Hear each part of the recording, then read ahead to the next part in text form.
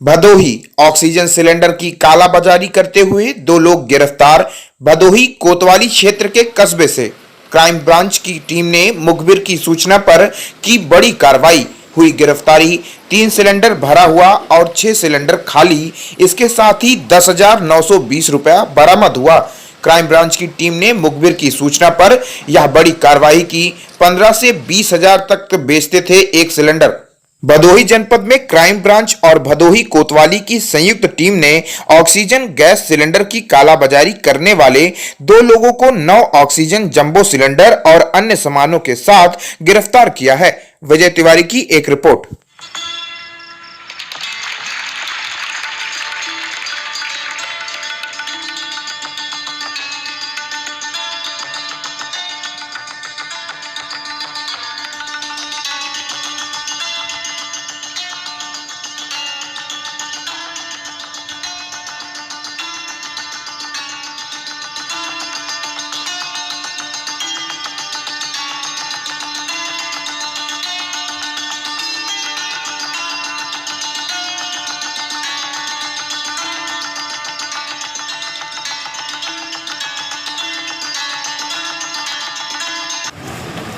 ये क्या मामला है पूरा? पिछले काफ़ी दिनों से हम लोग को सूचना प्राप्त हो रही थी कि जनपद भदोही में जो ऑक्सीजन सिलेंडर की कालाबाजारी चल रही है, इसी क्रम में हम लोगों के द्वारा गुप्त जांच की गई, जिसमें कल दो लोगों को इसमें पकड़ा गया है, जिसमें एसओजी की टीम भी लगी हुई थी और हमारे इंस्पेक्टर जो भदोही हैं वो भी इसमें लगे हुए थे। तो ये वो 2 लोग हैं, इसमें एक का नाम सुग्रीव है और दूसरे का नाम श्याम गुप्ता है। ये दोनों ही लोग यहाँ पर पहले से ही ऑक्सीजन की सप्लाई करते हैं। चूँकि इस समय ऑक्सीजन के सिलेंडर्स की कमी हो रही है, तो इस वजह से इन लोगों ने इसकी कालाबाजारी करना प्रारंभ कर दिया और इसी की सूचना पर इनको कल पकड़ा गया है, जिसमें आप देख रहे हैं पीछे कि हम लोगों ने करीब 9 जम्बो सिलेंडर इनसे बरामद किए हैं और वो सारा सामान भी हम लोगों ने बरामद किया है जो ऑक्सीजन की सप्लाई देते समय काम आता है। ऑक्सीजन का रिफिलिंग का सामान भी हम लोगों ने प्राप्त किया है, जिसमें से एक सिलेंडर से दूसरे सिलेंडर में ऑक्सीजन को कम और ज़्यादा करते थे। तो इस प्रकार इनकी गिरफ्तारी की गई है। ये सर कहाँ सप्लाई करते थे, इनको ऑक्सीजन कहाँ से उपलब्ध होती है? ये एक पुराने ठेकेदार हैं और यहाँ के जितने भी प्राइवेट हॉस्पिटल्स हैं इसमें काफ़ी समय से ये काम कर रहे थे। क्योंकि इस समय जब ऑक्सीजन की ज़रूरत ज़्यादा मात्रा में लोगों को हुई तो उन्होंने इसकी कालाबाजारी प्रारंभ कर दी है। इन्होंने किन किन लोगों को सप्लाई की है इसके बारे में विवेचना के माध्यम से पता चलेगा और उन लोगों से भी पूछताछ की जाएगी कि क्या उन्होंने इन्हें किस तरीके से बेचा है और किस आधार पर उन्होंने इसे खरीदा है, इसकी आगे जानकारी दी जाएगी। कितने में ये ब्लैक कर रहे थे इस सिलेंडर को? देखिए, अभी तक जिनको कल पकड़ा गया है उन्होंने 10,000 रुपये के आसपास बताया है कि 10,200 रुपये इनके पास से बरामद हुआ है और 6,000 रुपये में ये सिलेंडर की कालाबाजारी कर रहे थे। तो इस प्रकार, और हो सकता है कि ये कम और ज़्यादा में भी किसी को देते हों। ये जब आगे विवेचना होगी तो उसमें क्लियर होगा कि ये कितने रुपए में किस किस को सिलेंडर दिए। सर सरकारी सप्लाई भी ये लोग जुड़े थे क्या? L2 में ऐसी चीज़ें आ रही थी कि L2 में भी ये लोग सप्लाई कर रहे थे? आपकी बात बिल्कुल सही है और ये लोग L2 में यहाँ पर सप्लाई दे रहे थे, लगातार सप्लाई दे रहे थे। लेकिन इसी बीच जब ऑक्सीजन सिलेंडर्स की कमी पड़ रही थी तो ये उसी में से कालाबाजारी कर करके अब इसमें किस किस की मिली भगत है ये आगे जांच का विषय है और विवेचना के माध्यम से वो सब जो भी दोषी होंगे उन सबको पकड़ा जाएगा और सबको जेल भेजा जाएगा।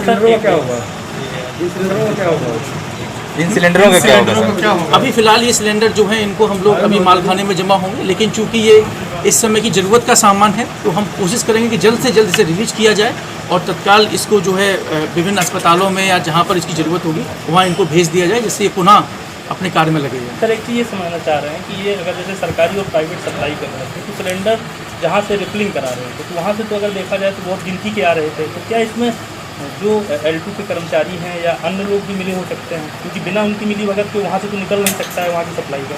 देखिए, अभी इसमें किसी संभावना से इनकार नहीं किया जा सकता है, इसीलिए हमारे इंस्पेक्टर भदोही के द्वारा इसमें मुकदमा दर्ज किया गया है। इसकी विवेचना की जा रही है और उम्मीद है कि CDR के माध्यम से, सर्विलांस के माध्यम से जो भी सटीक जानकारी होगी उसको विवेचना में सम्मिलित किया जाएगा और सभी दोषियों को नियमानुसार कार्रवाई करके जेल भेजा जाएगा। सर इसमें कितने लोग हैं? अभी फिलहाल 2 लोग पकड़े गए। और सर कोई फरार भी इसमें? कितने लोग फरार है इसमें? नहीं, फरार कोई नहीं है इसमें, 2 ही लोग पकड़े गए हैं। इसके बाद विवेचना के माध्यम से आगे लोग जो भी आएंगे उनको जेल भेजा जाएगा। करौली जिला कलेक्टर सिद्धार्थ सिहाग ने गुड़ाचंद्र जी कस्बे में सामुदायिक स्वास्थ्य केंद्र का निरीक्षण किया और चिकित्सकों को स्वास्थ्य सेवाएं सुधारने के निर्देश दिए। जिला कलेक्टर ने अस्पताल में बनाए गए कोविड सेंटर का निरीक्षण किया और कोविड मरीज के पलंग पर डिस्पोजल बेड शीट लगाने के निर्देश दिए। 30 से ज्यादा संक्रमित मरीज वाले गांवों में लगातार मॉनिटरिंग कर ज्यादा से ज्यादा जांच करने और गांवों में ज्यादा से ज्यादा लोगों की सैंपलिंग करने के बीसीएमओ डॉक्टर जगराम मीणा को निर्देश दिए गए। अस्पताल में जाने वाले मरीजों की प्रतिदिन कोरोना जांच, इलाज व प्रतिदिन की ओपीडी की जानकारी ली गई और मरीजों को समय पर सही उपचार किए जाने के निर्देश दिए गए। हरिओम मीना की एक रिपोर्ट। श्रावस्ती अपराधियों की धरपकड़ अभियान में जिला पुलिस ने शांति भंग के आरोप में 9 व्यक्तियों को गिरफ्तार किया है। एसपी कार्यालय से मिली सूचना के अनुसार निरोधात्मक कार्यवाही में जनपद के विभिन्न थानों द्वारा कोविड-19 से सुरक्षा एवं बचाव के दृष्टिगत चलाए जा रहे अभियान में पुलिस द्वारा क्षेत्र भ्रमण के दौरान लोगों को जागरूक किया जा रहा था तथा कोविड-19 नियमों का उल्लंघन करने वालों पर जुर्माना वसूल किया गया, जबकि पैदल गश्त में क्षेत्राधिकारी भिंगा इकोना के नेतृत्व में समस्त थाना चौकी प्रभारियों द्वारा पैदल गश्त कर व्यापारियों व आमजन को जागरूक किया गया। राधेश्याम मिश्र की एक रिपोर्ट। नोएडा सीटू जिलाध्यक्ष गंगेश्वर दत्त सर्मा व महासचिव राम सागर के नेतृत्व में मजदूर संगठन सीटू द्वारा कमेटी गौतम बुद्ध नगर का प्रतिनिधि मंडल उप श्रम आयुक्त कार्यालय सेक्टर 3 नोएडा के माध्यम से प्रदेश के मुख्यमंत्री को ज्ञापन देकर मांग की गई कि प्रदेश सरकार असंगठित क्षेत्र के कामगारों को कोविड-19 महामारी से बुरी तरह से प्रभावित गरीब मेहनतकश कामगारों को राहत देने के लिए 5,000 नगद की और एवं फ्री राशन देने की व्यवस्था करे। संतोष कुमार की एक रिपोर्ट। प्रदेश के राशन कार्ड धारकों को 3 महीने तक जो फ्री राशन देने का जो है ऐलान किया है, ये अच्छा कदम है। सरकार की इस बात के लिए सराहना करते हैं, लेकिन ये भी अपने आप में पर्याप्त नहीं है, क्योंकि प्रदेश के तमाम शहरों के अंदर बड़े पैमाने पर लोगों के राशन कार्ड नहीं बने हुए हैं और जिन लोगों के राशन कार्ड नहीं बने हुए हैं आज सबसे ज़्यादा ज़रूरत राशन की उन्हीं लोगों को है और वही लोग वंचित हो जाएंगे। हम प्रदेश सरकार से मांग करते हैं कि प्रदेश के तमाम मेहनतकश आवाम को फ्री राशन दिया जाए। जिनके पास राशन कार्ड नहीं है उन्हें उनके आधार कार्ड पर या उनके पंजीयन कार्ड पर या वोटर कार्ड के आधार पर किसी भी आईडी को लेकर के उन्हें भी निःशुल्क राशन जो उपलब्ध कराया जाए, इस मांग का ज्ञापन हमने प्रदेश सरकार से किया है।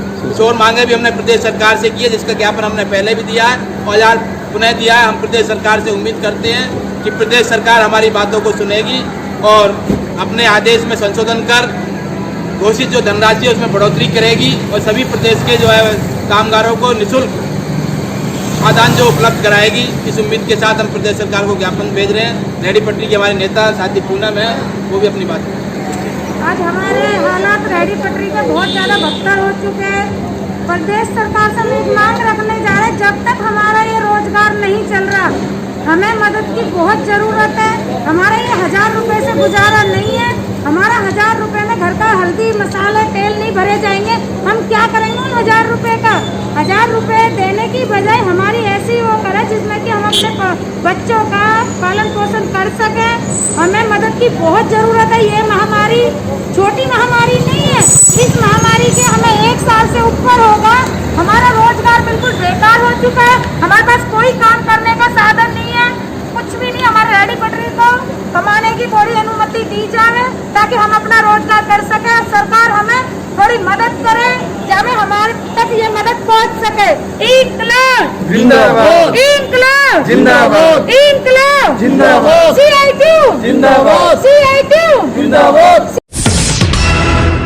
लखनऊ संस्कार श्री विनायक ट्रस्ट द्वारा भैंसाकुंड बैकुंठ धाम के पिछले 1 महीने से शवों को चिंता तक पहुंचाने और जलाने की सेवा में 70 से अधिक मजदूरों को पानी की बोतल, रस्क, पैकेट, बिस्किट, मास्क आदि की सेवा दी गई। संस्था द्वारा मुहैया राहत सामग्री सुमन सिंह रावत द्वारा लगातार बांटी जा रही है। इस कार्य में शुभम बेकरी और नीरज कोचिंग का विशेष सहयोग रहा। संतोष कुमार की एक रिपोर्ट।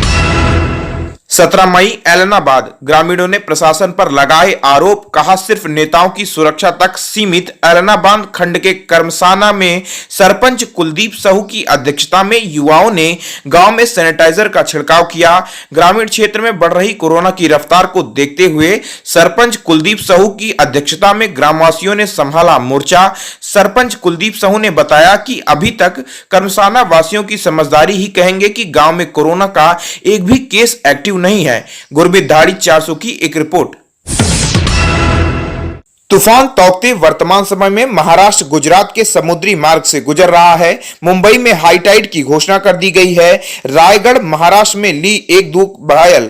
प्राप्त सूचना के आधार पर महाराष्ट्र में तकैत ने जहां एक जान ली, वहां 2 घायल हो गए हैं। महाराष्ट्र गुजरात के समुद्री किनारों में भयंकर तूफान सहित जोरदार बारिश दर्ज की गई। चक्रवाती तूफान, भारत मौसम विभाग IMD का बयान। तेजी से तीव्रता सोमवार के शुरुआती घंटों में शुरू हुई।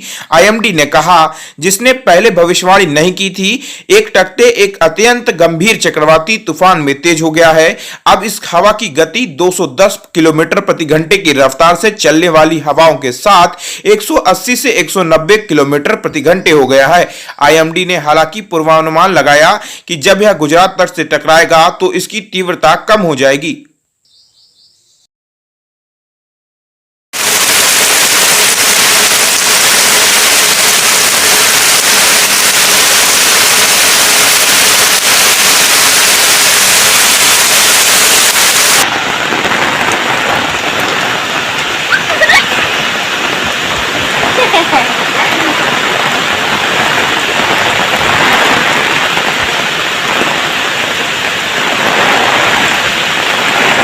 नमस्कार दोस्तों, केशियन हेडलाइंस सच का आईना में देखिए राजनीति, मनोरंजन, बिजनेस, खेलकूद, धर्म और देश दुनिया की प्रमुख खबरें।